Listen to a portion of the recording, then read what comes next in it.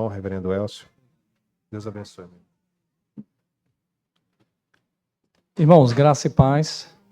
Vamos dar sequência, então, ao estudo de Lucas, a pregação em Lucas, no capítulo 3, desta feita, no versículo 1 ao 14.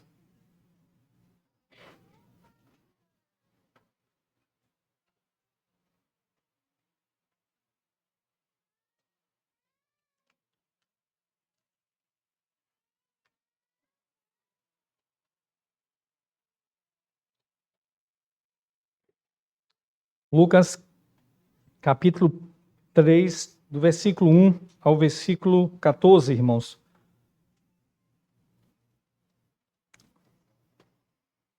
Diz assim, irmãos, a palavra de Deus, no Evangelho segundo escreveu Lucas, o médico amado.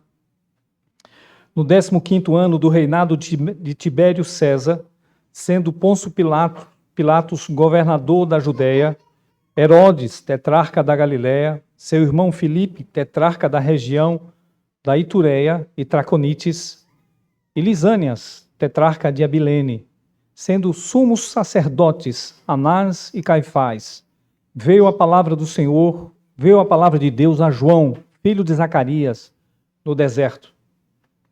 Ele percorreu toda a circunvizinhança do Jordão, pregando o batismo de arrependimento para a remissão de pecados, conforme está escrito no livro das palavras do profeta Isaías: voz do que clama no deserto, preparai o caminho do Senhor, endireitai as suas veredas, todo vale será aterrado e nivelado todos os outeiros, todos os montes e outeiros, os caminhos tortuosos serão retificados e os escabrosos aplanados, e toda a carne verá a salvação de Deus. Dizia ele, pois as multidões que saíam para serem batizadas, raça de víboras, quem vos induziu a fugir da ira vindoura? Produzi, pois, frutos dignos de arrependimento, e não comeceis a dizer entre vós mesmos, temos por pai a Abraão, porque eu vos afirmo que destas pedras Deus pode suscitar filhos a Abraão. E também já está posto o machado à raiz das árvores, toda árvore, pois, que não produz bom fruto, é cortada e lançada ao fogo. Então as multidões o interrogavam, dizendo, que havemos, pois, de fazer? Respondeu-lhes, quem tiver 2 túnicas, reparta com quem não tem, e quem tiver comida, faça o mesmo. Foram também publicanos para serem batizados e perguntaram-lhe, mestre, que havemos de fazer? Respondeu-lhes, não cobreis mais do que o estipulado. Também os soldados lhe perguntaram, e nós, que faremos? E ele lhes disse, a ninguém maltrateis, não deis denúncia falsa e contentai-vos com o vosso soldo. Amém. Amém, irmãos. Até aqui a palavra do Senhor. Oremos mais uma vez. Deus eterno, obrigado pela oportunidade de poder pregar a Tua palavra e o Teu povo ouvir a Tua palavra. Fala conosco, Senhor, nós precisamos. Fala também às crianças que aqui estão com seus pais, que elas cresçam aprendendo o caminho do Senhor, o temor do Senhor, juntamente com seus pais, Senhor. Que o Senhor os capacite a ensinar o santo caminho do Senhor, com a vida piedosa e santa também, vivendo para eles, a fim de que eles possam assim andar no caminho do Senhor como filhos da aliança que são. Pedimos a Tua bênção para a compreensão da Tua palavra, rogamos tudo em nome de Jesus, Teu Filho. Amém. Meus irmãos, o reino de Deus, ele não está limitado à influência do reino dos homens, a toda a maldade que os homens podem fazer aqui na terra, podem tramar, podem perseguir, podem tentar perverter tudo aquilo que Deus instituiu como bom. Por exemplo, as autoridades são coisas boas, a gente precisa respeitá-las. As autoridades, tanto civis quanto religiosas, porém, muitas vezes, homens malignos transtornam esse caminho que Deus deixou das autoridades e também da vida religiosa. É o caso aqui desse texto. Mas Deus não está limitado a cumprir suas promessas, mesmo quando tempos difíceis como esse daqui que Lucas está descrevendo acontece. Israel, ou os judeus estavam submissos ao poder de Roma. E, como tal, eles pagavam tributos a Roma. E Roma nomeava governadores que queria para aquela região. Governadores que muitas vezes maltrataram o povo, perseguiram o povo, e mesmo assim, a graça de Deus não estava apartada daquele povo que era seu. Também, por causa da influência de Roma, Roma também dominava o sinédrio judaico que controlava, que governava religiosamente o povo de Israel. Nessa época em que Roma dominava, o sinédrio estava, sobretudo, ligado aos saduceus. Seria um grupo religioso, uma seita religiosa judaica que, comparativamente, podemos dizer que seria comparado com os liberais de hoje. E eles estavam ali no poder, não seguindo todo o rito estabelecido por Deus, através de Moisés, na sua lei, mas conforme os interesses econômicos de Roma e deles. Então, muitíssima corrupção estava envolvida nesse momento. Porém, Deus não se calou e o seu projeto de redenção, o seu plano redentor estava a pleno vapor, cumprindo perfeitamente. Por isso que o reino de Deus não está limitado à maldade dos homens e à influência maléfica dos homens naquilo que Deus estabeleceu como algo bom. O contexto aqui é o contexto da história de João. Lucas volta a relatar a história de João, assim como a história de Jesus. Ele dá um foco, um salto histórico muito grande, porque a última vez que Lucas falou sobre João, ele era uma criança. Estava sendo apresentado para os seus pais no templo, quando a boca de Zacarias, o seu pai, é desimpedido, e ele então profere um cântico dizendo quem será aquele menino que era filho dele. Então, a última vez que Lucas falou de João, era uma criança, um bebê. Mas agora, nós estamos vendo Lucas falar novamente de João já com 30 anos. 30 anos. E ele inicia o seu ministério. Antes, ele estava vivendo no deserto, vestindo de uma maneira diferente, comendo de uma maneira diferente. E agora, Lucas mostra que Deus o chama para pregar, porque ele era a voz que clamava no deserto, conforme a profecia de Isaías, como a gente leu aqui no texto. Pois bem, a história da redenção está em pleno vapor e Lucas está aqui comparando com a história geral da humanidade, tanto que ele cita personagens históricos que confirmam, inclusive, a história da redenção. Ele dá um marco histórico. Naquela época nós não tínhamos a contagem de tempo que nós temos hoje. Cada povo tinha uma contagem diferente. Os judeus, os sírios tinham contagem de tempo diferente, os romanos e os gregos contagem de tempo diferente. Não é como a contagem universal que nós temos hoje, no ano 2024, depois de Cristo. A coisa era citada muitas vezes com relações históricas, com marcos históricos. É o que Lucas está fazendo. Assim como ele fez no capítulo 2, o nascimento de Jesus se deu por decreto de César Augusto, quando Quirino era governador da Síria, mandou que os habitantes de cada região fosse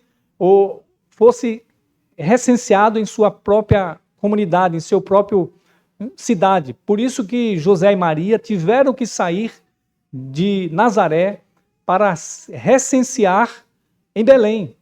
E ao fazerem isso, veja, um decreto de César Augusto, um decreto também de Quirino, rei da Síria, quando fizeram isso, na verdade estava cumprindo o plano de Deus. Dentro da história da humanidade, dentro da história geral, dentro dos decretos humanos, Deus estava cumprindo seu plano redentor perfeitamente descrito no Velho Testamento. Que de Belém nasceria o Redentor, aquele que seria o Salvador Messias. E veja que Deus está usando os decretos dos homens para cumprir o seu propósito. Agora não é diferente. No capítulo 3, Lucas volta a dar esse marco histórico. Não mais César Augusto, mas Tibério César, o filho adotivo de César Augusto. E ele também faz referência aí 4 tetrarcas, na verdade 3, porque ele omite um que foi tirado, né? Assim como depois de Herodes o Grande, que morreu, Herodes Magno, ele morreu, um homem perverso, embora tenha feito grandes construções, foi ele que reformou o templo, considerado como terceiro templo, fez grandes obras, Cesareia, grandes obras na região, mas era um homem extremamente perverso, muito mau, matava todos os seus oponentes, matou sua esposa, seus filhos. Quem se punha no caminho dele, pudesse ter uma possibilidade de tomar o seu lugar, ele mandava matar. Não importava, não importa quem era. Então, quando ele morreu, ele foi substituído por 4 tetrarquias, ou 4 partes em que o comando foi dividido. Acontece que a Judéia foi dado a Arquelau, seu filho. Arquelau era tão perverso, que os judeus pediram a Roma que tirasse ele, porque não estavam suportando. É por isso que aqui nós não temos o 4 tetrarca, que é Arquelau. Ele é nomeado aqui, ele é substituído por Pilatos, o governador da Judéia. E Pilatos vai ser importante na história porque é ele quem vai julgar Jesus Cristo. Por isso que ele é citado. E depois nós temos os outros tetrarcas, citado aqui por Lucas, né? Isso mostra a autenticidade da história que Lucas está nos apresentando, a autenticidade da história da redenção. Cristo, ele se fez homem, entrou na história humana, para trazer redenção. Mesmo em meio ao caos que este mundo muitas vezes se apresenta para nós, não devemos nos desesperar, não podemos nos desesperar. Deus está no comando, todo o seu plano redentor vai cumprir. E é importante que nós olhemos para a história dessa redenção, conheçamos essa história. Porque se tem uma coisa que você não pode se frustrar é com Deus. Estamos no período de política, e vai haver muitas frustrações depois de passar do período político, porque quando se elegem, todo o projeto é deixado de lado, a gente já sabe disso muito bem. Mas com Deus não é verdade, não é assim que acontece. Você pode se firmar esperançosamente nas promessas de Deus, porque vai cumprir cabalmente, completamente cada uma dessas promessas. Deus é fiel às suas promessas. E nessa fidelidade ele levanta o ministério de João Batista, que foi profetizado lá em Isaías. Em outros também, Malaquias também profetizou sobre Jesus, sobre João, aquele que prepararia o caminho do Salvador. Pois bem, isso mostra a fidelidade de Deus, mesmo num período tão crítico. E nessa noite queremos meditar então sobre o tema, o ministério de João Batista, o ministério de João Batista. Primeiro, do verso 1 ao 6, o primeiro ponto é, fica evidente esse ministério de João Batista, porque o reino de Deus se sobrepõe ao reino dos homens. O reino de Deus se sobrepõe ao reinado dos homens. Ao reinado dos homens. Do verso 1 ao 6. Veja lá, no verso 1, nos diz aí que Tibério César, no 15º ano de Tibério César, Pilatos, então, a história que Lucas está contando acontece. Ele também diz que Pilatos era o governador da Judéia. Como eu já falei, Pilatos substituiu Herodes Arquelau, filho de Herodes o Grande. Filipe, ele era o tetrarca da Itureia e de Traconites. E Lisânias era o tetrarca de Abilene. Aqui é o marco histórico de Lucas. Como eu já falei, ele está situando a história da redenção com a história geral da humanidade. No verso 2, é importante você olhar aí, Lucas descreve que a maldade não é só no reino dos homens, a maldade também está presente até mesmo na igreja de Deus. A igreja do Velho Testamento, a igreja judaica, que deveria ser governada independente dos poderes humanos, dos poderes políticos humanos, ela estava sendo tutoriada por esses poderes políticos. Eram os Césares que colocavam ali os sumos sacerdotes. E, curiosamente, Lucas nos aponta que temos 2 sumos sacerdotes. Isso é uma contradição de termos, né? Porque sumo só tem um. E aqui nós temos 2 sumos sacerdotes. Então, ele aponta essa contradição, dizendo que Anás e Caifás. Na verdade, Anás é o sogro de Caifás. Como Anás tinha sido deposto, depois também seus filhos, vários de seus filhos foram depostos do cargo de sumo sacerdote, Roma tinha tirado e colocou Caifás, que era o genro dele, o genro de Anás.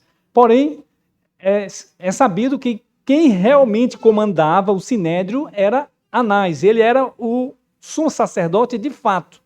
Porém, de direito, era Caifás. Quem assinava os documentos era Caifás. É por isso também que nós vamos ver na crucificação de Jesus, Jesus primeiro, quando ele é preso, é primeiro enviado à casa de Anás e depois é levado ao sinédrio para Caifás o julgar. Então mostra que esses dois estavam no poder, embora o Anás é quem de fato comandava.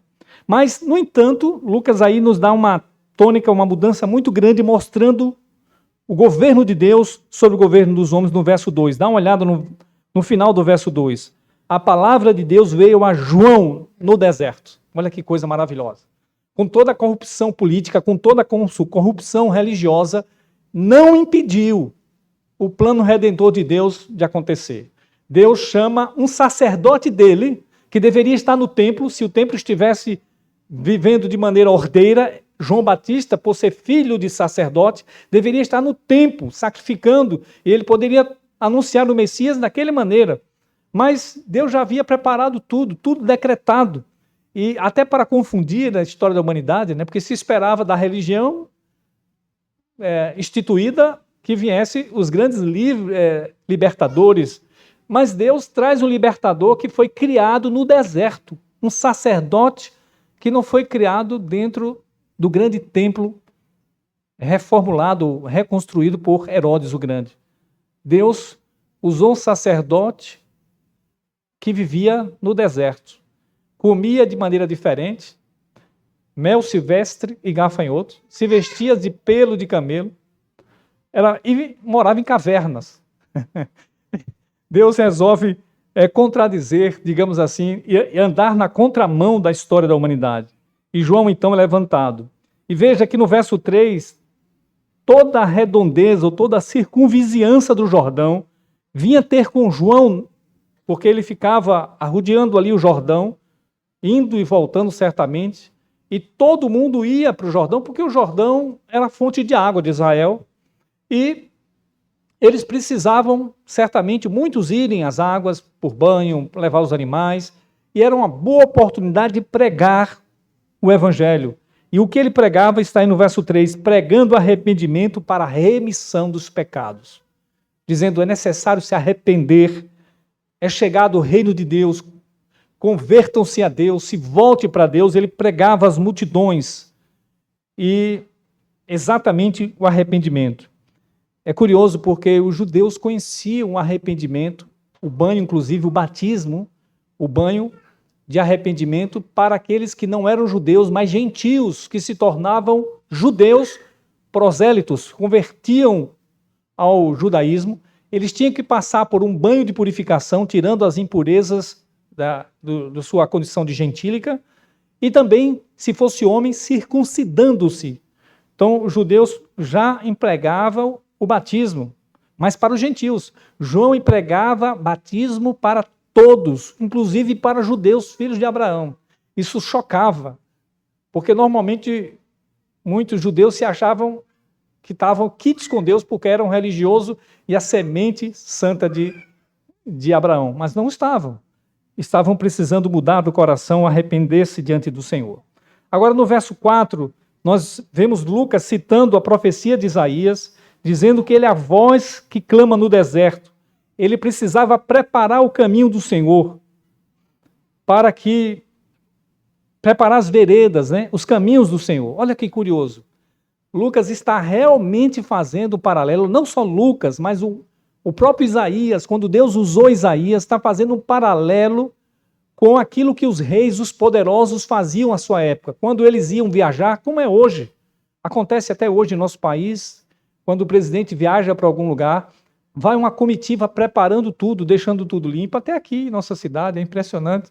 Quando tem certas passeatas, pode ter certeza, se as autoridades marcarem a sua rua para passar na sua rua, ela será capinada, será limpa, para quando passar, as autoridades não passar por vergonha e serem tratados com honra, né? Porque já que a rua ali foi tratada, foi para passar as autoridades. Era assim naquela época. Pois bem, João é essa espécie de arauto que vai à frente do rei, preparando o caminho para o rei passar, dizendo, olha, melhore sua casa aqui, que o rei vai passar aqui, e ele pode entrar na sua casa. Então dê uma caiada na sua casa aí, melhore o aspecto, limpe o terreiro, limpe a frente, vamos aplanar os caminhos, vamos entulhar os vales, vamos fazer com que o caminho para a carruagem do rei possa passar e dê tudo certo. Não é diferente do que acontece hoje. Mas Deus está usando isso que acontecia e acontece na situação política da humanidade, mostrando que também ele mandou o seu arauto, avisando que o rei está chegando.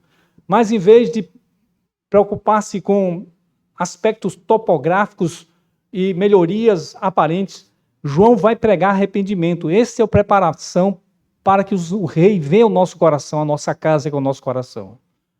Jesus vem para pessoas que estão arrependidas, que estão confessando que estão cheios de entulhos, de caminhos tortuosos, de vales escabrosos em sua vida.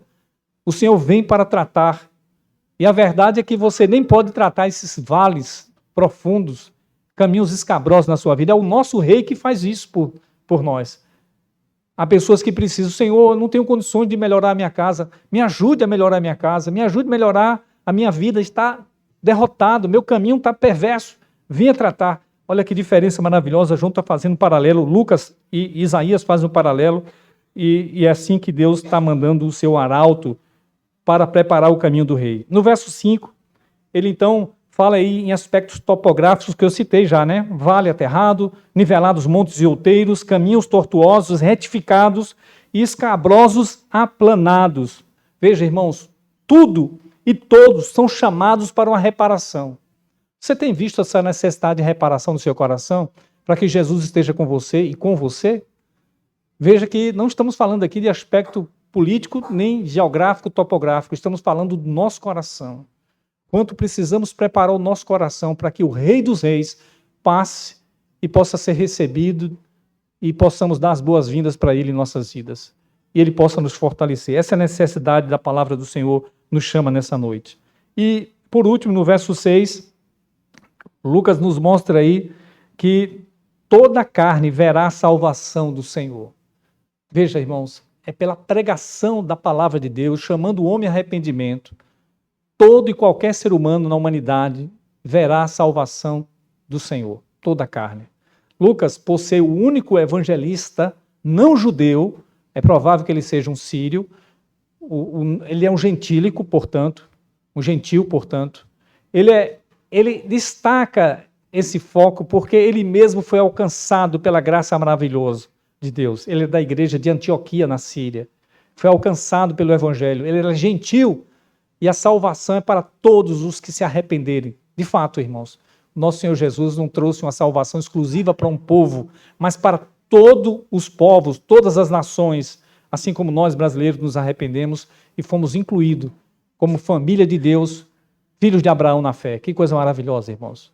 Que coisa maravilhosa. Encerro este ponto sobre que o reino de Deus sobrepõe ao reinado dos homens, dizendo que é maravilhoso saber que, independente da maldade dos homens, o plano de Deus de salvação, mesmo com autoridades corruptas, mesmo com tanta tristeza que a gente passa neste mundo, em que as autoridades, os poderes, muitas vezes são para extorquir os mais fracos. Em vez de ajudar, de estar cuidando, estão extorquindo.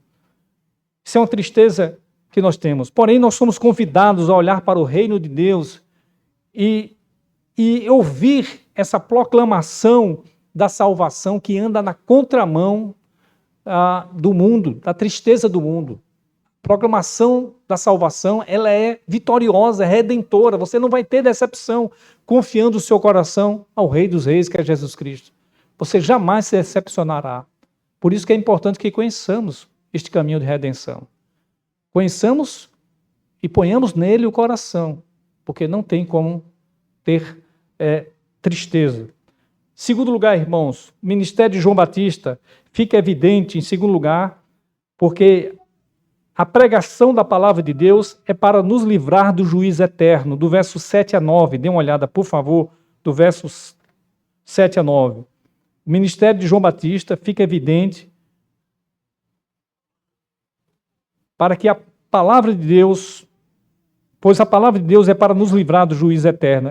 Essa é a ênfase da pregação de João Batista aqui, como nos mostra Lucas. Veja o verso 7.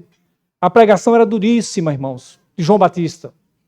Ele não vinha convidando o povo, olha, vamos orar pedindo a Deus a minha casa, a minha vida, a prosperidade, a saúde. Ele chamava o povo ao arrependimento, a um quebrantamento de coração. Por isso que ele vai chamar, dizendo as multidões que vinham ter com ele, chamando de raça de víboras. E João conhecia bem as víboras, porque ele cresceu no deserto, sabia as serpentes venenosas, o prejuízo que elas traziam à vida com o seu veneno. Mas muito mais, João conhecia o Velho Testamento, irmãos. A palavra de Deus nos mostra que todos os homens já nascem corruptos. Nós somos completamente corruptos, natureza corrompida, somos como filhos de serpentes. É o que diz a palavra. Salmo 58, se você chegar em casa depois, pode ler. Você vai ver expressão como essa, que nascem os ímpios já proferindo mentira. Eles têm peçonha como peçonha de serpentes venenosas. É o nosso coração. Essa é a nossa condição. Por isso que João chama aquelas pessoas de raça de víboras. Uma parte que é verdade que Lucas não faz a distinção, Mateus faz, mostrando que João estava pregando arrependimento para publicanos, gentios, ou publicanos, cobradores de impostos, soldados, mas quando vieram os escribas e fariseus também querendo se batizar, simplesmente receber o rito, sem uma transformação de coração, é que lá em Mateus é que é dito aos fariseus e escribas, vocês são raça de víboras. Lucas aqui não faz a distinção. Diz que todos, as multidões, chamando, dizendo raça de víboras. É a condição geral. Biblicamente, essa é a condição geral, embora a gente entenda a posição de Mateus, mostrando quanto Jesus tinha um asco, uma ojeriza àqueles religiosos que não tinham transformação de vida e queriam fazer ritos. Por isso que são chamados lá de raça de víboras. Mas, em geral, o conceito bíblico é que toda a humanidade está corrompida. Fomos atingidos pela corrupção do pecado. No entanto, Deus chama a todos para arrependimento. Veja, irmãos, só para citar aqui, não temos tempo, mas o livro de Paulo, a carta de Paulo aos Romanos, todos conhecem, a carta mais doutrinária da Bíblia, começa falando sobre não me vergonhe do Evangelho, porque é o poder de Deus para a salvação de todo aquele que crê. Como é que Paulo começa? Mostrando esse Evangelho, que ele não se envergonhava, que é o poder de Deus. Mostrando a corruptibilidade de todo ser humano. Ele gasta muito tempo no capítulo 1, no capítulo 2 e até parte do capítulo 3, dizendo que todo ser humano é completamente corrupto, está destituído da glória de Deus. Todo ser humano, inclusive os religiosos. Não escapa um sequer. Então, a única chance dessas pessoas que estão corrompidas é arrependimento genuíno e verdadeiro diante do Senhor. Arrependimento, pedindo a Deus que transforme as suas vidas, examinando o seu coração e buscando arrependimento. Por isso que João, no versículo 8, dê uma olhada, por favor, ele conclama seus ouvintes a produzir frutos dignos de arrependimento. Se arrependam dos seus pecados. E aí ele diz, alguns começaram a dizer, nós temos por pai Abraão. Vocês podem me dizer, temos por pai Abraão. E João diz, olha, eu vos afirmo que Deus pode fazer destas pedras do deserto filhos de Abraão. Não comecem a dizer, somos filhos de Abraão.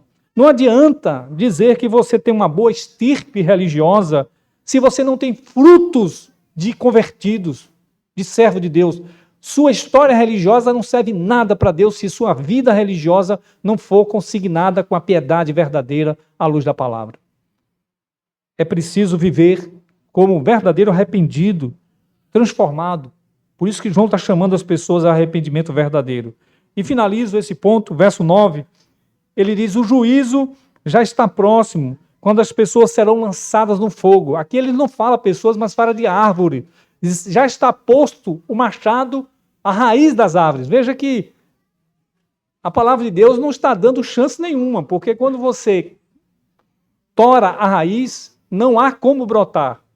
Se você torar o tronco, em havendo chuva, umidade, ele vai brotar o tronco.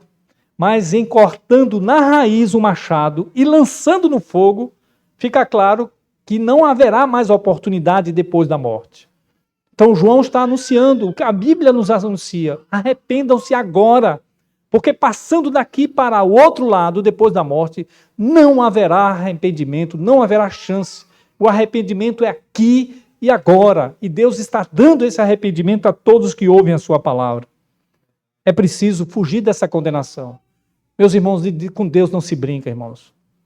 A gente não pode ser religioso de igreja, da placa denominacional, achar porque eu tenho uma estirpe religioso ou porque eu fiz muita coisa para a igreja presbiteriana que eu posso me livrar do juízo eterno de Deus. Eu tenho que andar de conformidade com a palavra do Senhor, de conformidade com aquilo que a Bíblia diz. É preciso examinar constantemente o coração, porque a nossa corrupção é muito grande. Ela atinge pessoas como atingiu o Sinédrio, o sumo sacerdote.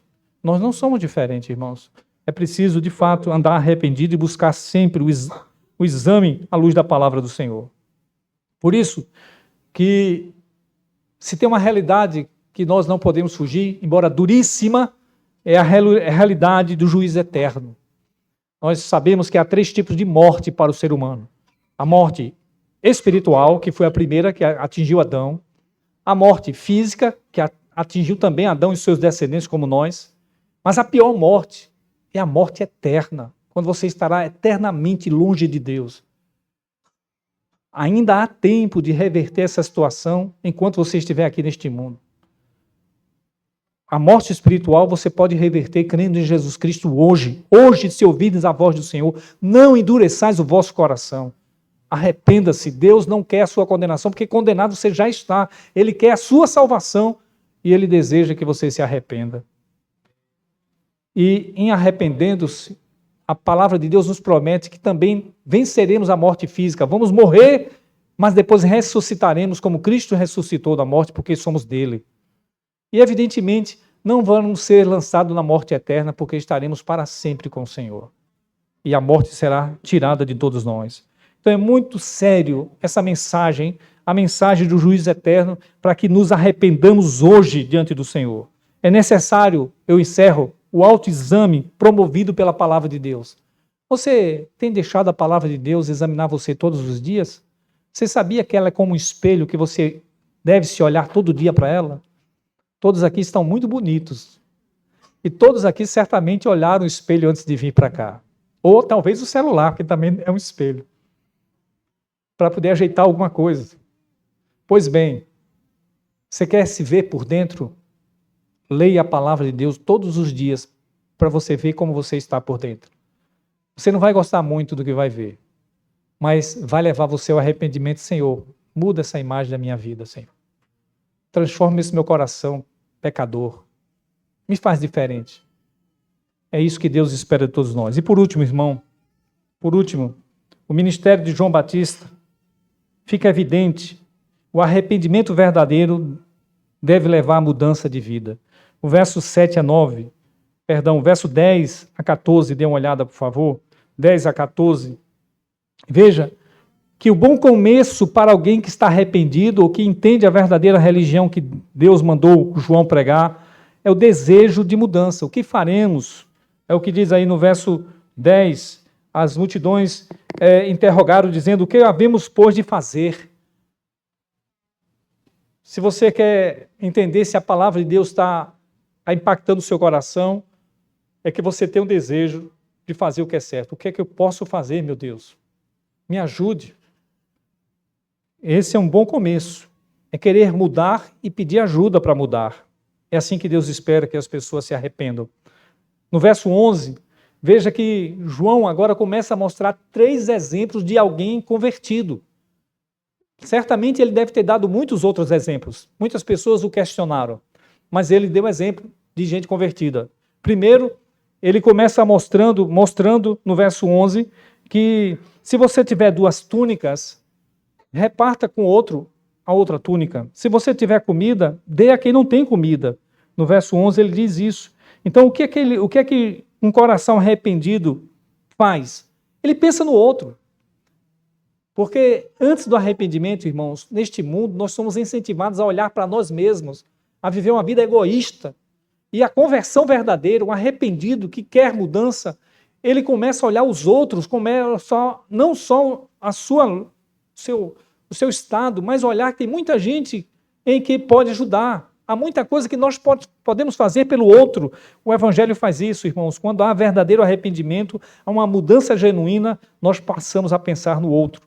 Depois vieram os publicanos, os coletores de impostos, que eram odiados pelos judeus, porque eles ajudavam a Roma a tirar imposto dos seus patrícios, do seu próprio povo, cobravam imposto.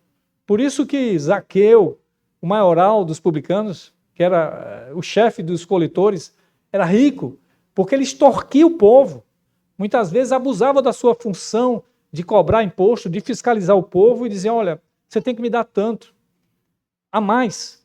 E quando eles perguntam para João, veja que os publicanos, e Levi, Mateus eram publicanos, quando eles perguntam para João, João dá a resposta no versículo 12 e 13, dá uma olhada, por favor. Ele manda ser justo, veja, ele diz assim, que havemos de fazer? E João responde, não cobreis mais do que o estipulado. Gente, pessoas arrependidas que se voltam para Deus e têm o seu coração transformado por Deus, não vão ficar interessados no reino deste mundo, na ganância material deste mundo. Ainda que tenham a função de cobrar, não vão cobrar além do que é devido, além do que é justo. Isso é importante, irmão. Isso mostra como as pessoas estão com o coração contrito a Deus e transformados por Deus, quando não buscam a glória deste mundo por meio da riqueza, mas procuram ser justos. A justiça, irmãos, é marca de um verdadeiro cristão. E por último, os soldados. Provavelmente aqui os soldados são soldados judeus, talvez não romanos, porque aquela pregação ainda era só para os judeus, não era para os romanos. Soldados romanos, guardas do templo, eles ajudavam os cobradores de impostos a extorquir as pessoas. Quando um cobrador chegava e dizia, olha, você tem que pagar tanto, exorbitantemente davam a taxa para a pessoa, porque queria tirar lucros a mais. Roma cobrava uma parte e o cobrador de imposto passava a parte de Roma, e quanto mais ele espoliava o povo, mais ficava uma parte para ele. Então, quando a pessoa diz, não vou pagar não, está demais, eu não posso, peraí, vou mandar os guardas na sua casa, e esses guardas provavelmente tinham um conluio, um acordo com os coletores de impostos para poder extorquir as pessoas. Eles levavam vantagem, como é hoje, infelizmente a polícia não está isenta disso. Não está isenta, né? Lembro-me de um irmão, policial dos bombeiros, eu perguntei para ele qual era a dificuldade do corpo de bombeiro do incêndio para ele. Ele disse, a minha preocupação maior não é o incêndio. Minha maior preocupação quando estou no comando de um incêndio, ele era tenente do corpo dos bombeiros, é que eu tenho que ficar de olho em quem vai apagar o incêndio. Porque depois que apaga o incêndio, muito das coisas das casas sobem, joias, coisas preciosas. E isso dava problema para ele, porque as pessoas se queixavam. Por exemplo, começou o incêndio, apagaram o incêndio, mas pertences preciosos da casa, dinheiro, joias, foram roubados. Mas quem entrou? Só entrou bombeiros para apagar o fogo. Apagou o fogo, mas ele disse, essa era a preocupação dele. Imagine, não é diferente hoje, irmãos. O nosso coração é assim. Não pense só nos bombeiros, pense em você.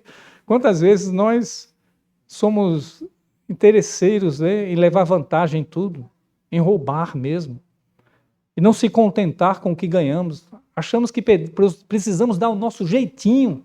Afinal, esse mundo é injusto. Os césares corrompem, os sacerdotes extorquem. Eu preciso dar meu jeito. Se você quer dar seu jeito dessa mesma maneira do reino do mundo, saiba que você não pertence ao reino de Deus. Nós precisamos confiar em Deus. E João diz aos soldados, não cobrem, não deis denúncia falsa a ninguém, não maltrate a ninguém, não deis denúncia falsa a ninguém. Contentai-vos com o vosso soldo, vosso pagamento. Contente-se. É pouco, pode ser pouco, mas contente-se e confie em Deus, que a melhor provisão não é aquela que você consegue por meios ilícitos. A melhor provisão é aquela que vem de Deus para a sua vida. Ela é suficiente para manter a sua vida e, sobretudo, a sua consciência de que está em paz com Deus e que é um servo do Senhor. Meu irmão, meus irmãos, encerro dizendo que o cristianismo sem mudança de vida não é cristianismo. Pensemos nisso. Não há cristianismo sem uma mudança de vida contínua, verdadeira. Podemos estar perdendo tempo numa igreja, fazendo rol mesmo de uma igreja, mas não há mudança de vida genuína em nós. Estamos perdendo tempo. Isso é muito sério. Porque vamos dar com Deus no dia de juízo. Vamos dizer, Senhor, mas eu era membro presbiteriano, meu nome estava lá. Fui batizado de criança. Fiz a pública profissão de fé aos 12 anos. Ajudei nas campanhas da igreja, nos missionários que nós mantemos, no seminarista que nós contribuímos. Jesus pode dizer para você, apartai-vos de mim, vós que praticais a iniquidade. É muito sério isso. A gente tem que entender o que é o cristianismo verdadeiramente. Qual a aplicação que eu trago aqui, irmãos? Rapidamente agora, bem rápido. Primeiro, não nos impressionemos, irmãos, com o poder do reino dos homens. Eles vão cair todos, um por um. Caiu o Egito, caiu a Babilônia, caiu a Síria, caiu o Império Medo-Persa, caiu o Império Macedônio, o Império Grego, o Império Romano. Os impérios de hoje vão cair. Os grandes e os pequenos, os micros impérios vão cair da mesma forma. Não nos impressionemos, porque há um rei que domina sobre tudo e sobre todos, ele está no comando. É bom estar debaixo desse reinado. Eu quero convidar você a ler comigo o Salmo 2. Veja o que diz esse.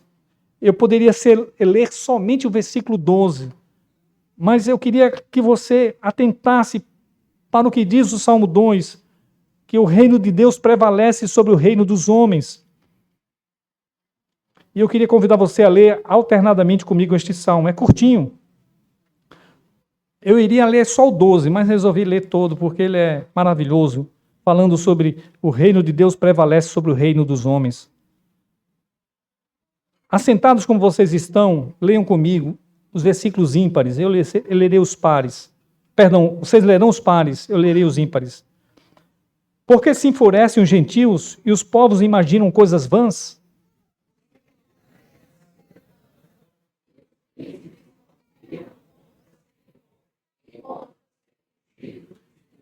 Rompamos os seus laços e sacudamos de nós as suas algemas.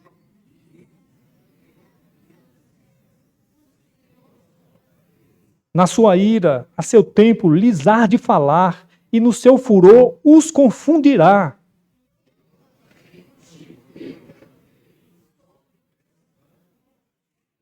Proclamarei o decreto do Senhor. Ele me disse, tu és meu filho, e eu hoje te gerei.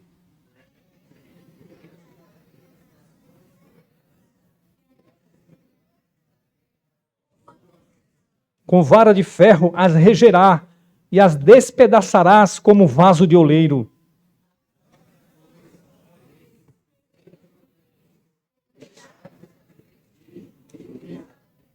Servi ao Senhor com tremor, e alegrai-vos nele com tremor. Servi ao Senhor com temor, e alegrai-vos nele com tremor.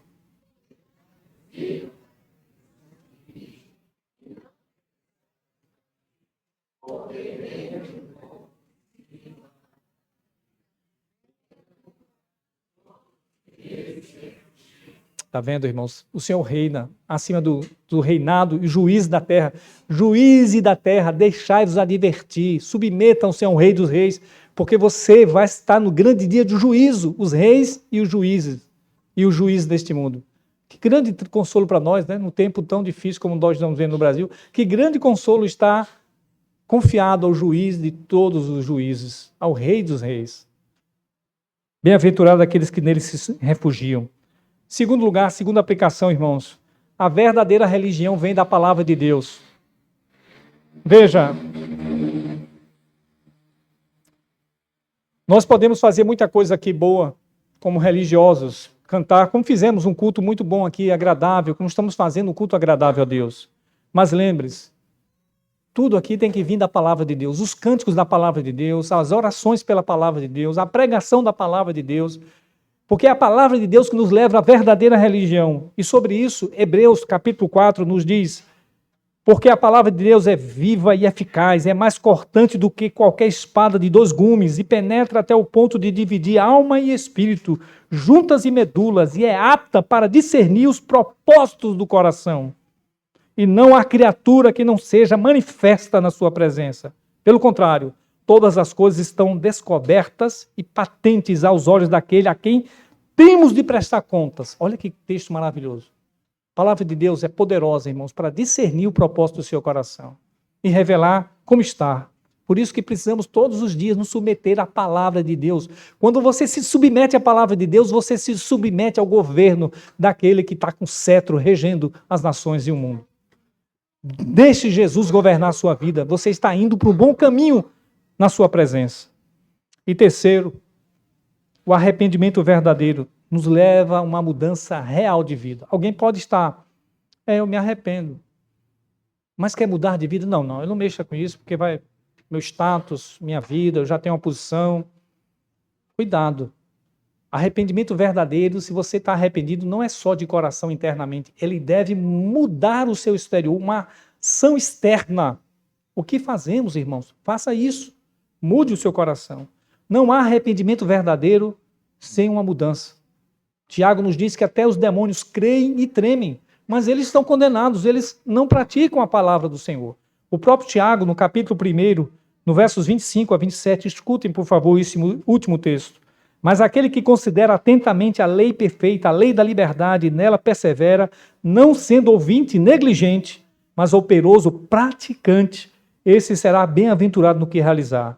Se alguém supõe ser religioso, deixando de refrear sua língua, antes enganando o próprio coração, a sua religião é vã.